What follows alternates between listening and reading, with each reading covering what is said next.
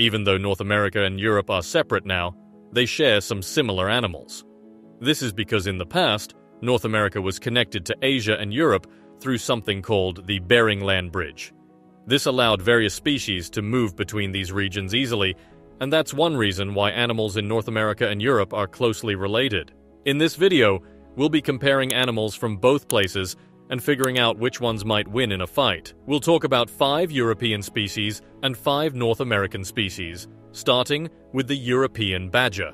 The European badger is a fascinating animal that calls almost all of Europe home, boasting a sizable and stable population.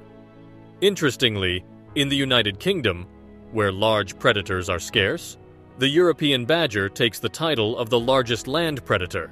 It's a well-known species in the wild and is recognized for its distinct appearance and behavior. These badgers lead an omnivorous lifestyle, enjoying a diet that includes both plant matter and small creatures. During daylight hours, these creatures primarily occupy their underground homes, known as setts. Although some European badgers prefer a solitary life, most are social animals that can form groups of up to 25 members. Their social behavior is heavily influenced by the availability of food resources. A close relative across the Atlantic is the American badger. Despite their similar appearance, these two species are not closely related. The American badger has earned a reputation for being a bit more aggressive than its European counterpart, and tends to lead a more solitary lifestyle. Their diet leans towards carnivorous, with a preference for smaller mammals like gophers, squirrels, and prairie dogs. As a result, they are commonly found in open areas, particularly around grasslands and prairies. Impressively, American badgers are skilled diggers, spending much of their time searching for the burrows of small animals. Contrary to their fierce reputation, American badgers are slightly smaller than European badgers. European badgers can reach lengths of around a meter and weigh approximately 17 kilograms. In comparison, American badgers max out at around 75 centimeters and a weight of 15 kilograms. This size difference may be a point in favor of the European creatures in the ongoing battle between the two. Now, let's dive into the world of otters, starting with the Eurasian otter. This otter is a cool creature that loves water. It lives in big parts of Eurasia, which is a huge area in the world. The Eurasian otter is like a water-loving superhero because it can swim really well thanks to its webbed feet. Imagine having feet that help you glide through the water like a fish. That's what these otters have.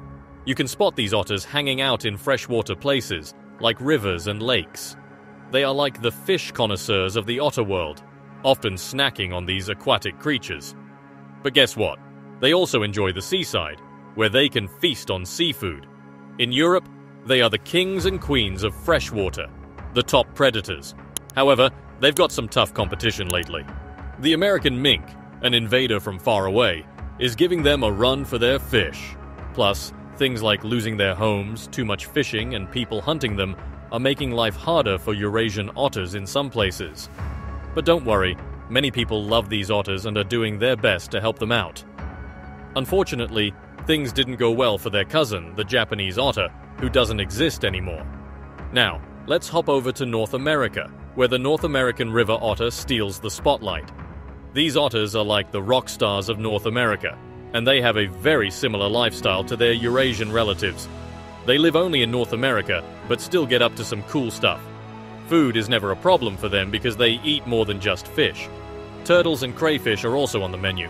Imagine an otter having a seafood feast. Sounds fun, right? Well, these otters are known for being big players.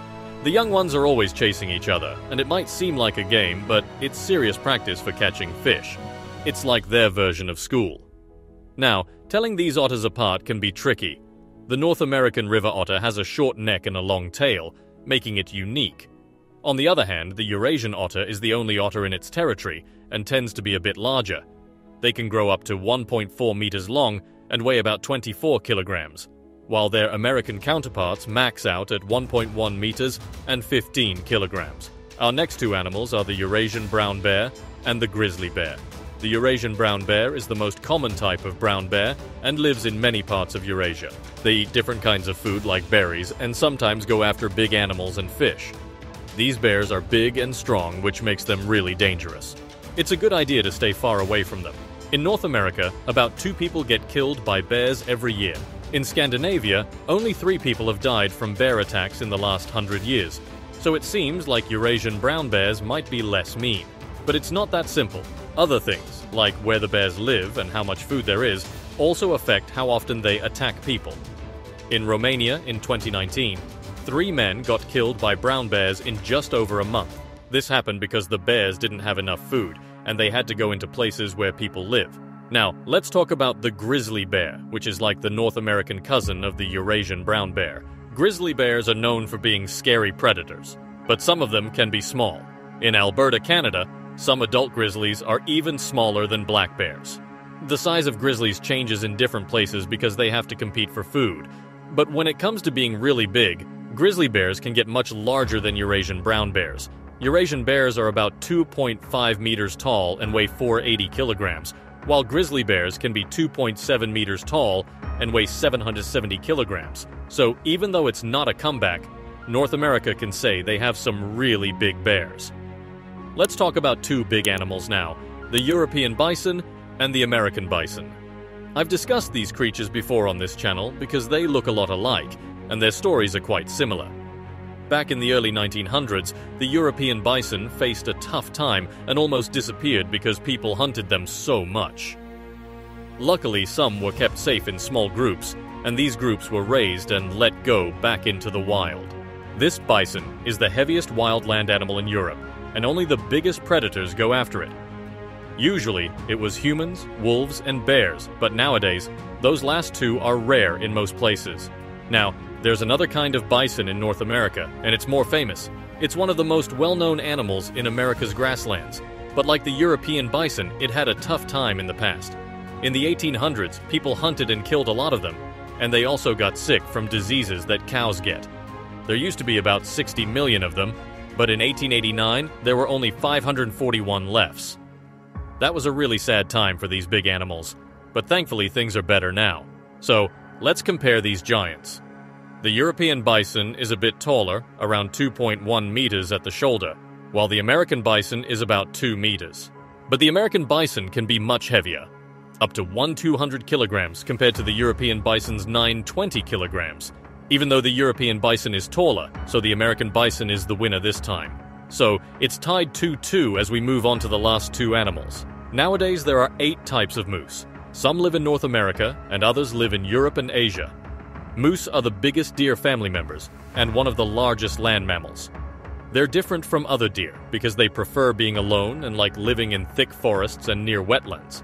Even though they're large, moose are good swimmers and love hanging out in marshes and wet areas. Their size helps protect them from most predators, and usually only young or sick moose get attacked by wolves and bears. The main threat to moose isn't predators, though. It's something smaller, brainworms. These parasites come from eating snails, and their larvae go to the moose's brain, causing neurological damage.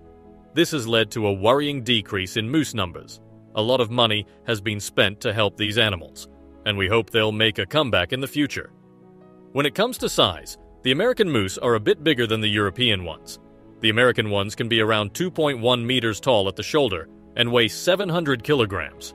In comparison, the European ones are about 2 meters tall at the shoulder and weigh 600 kilograms.